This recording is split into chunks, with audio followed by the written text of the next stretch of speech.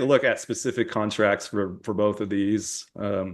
So Elmira, and so they went from, let me see these. So, right, let me just look at their most recent contracts and just give them a hint on what to look at here.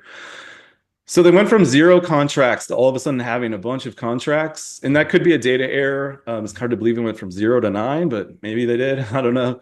But one thing to look at is this dining contract is really high. All right, I'm going to show you another example, and the reason I know it's high is that's almost $5,000 per FTE. That's very high. Normal is like 1,300. So it's highly likely they could cut this dining contract in half if they shopped around a bit. By the way, Parkhurst is a very expensive dining service provider, same as Bon Appetit, and I'll show you that example with Knox College in a bit.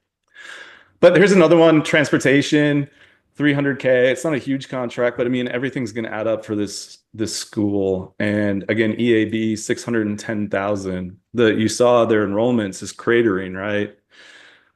Maybe they just brought on EAB, but let's just double check that. I don't want to be picking on a certain vendor all the time, but they may have just brought them on, which could be a good move. Yeah, it looks like. Yeah, they just brought them on, it appears. So clearly trying to do something on that revenue side, but this is pretty late in the game now. You've lost half of your students already at this point, and still no balanced budget after cutting half of your staff. So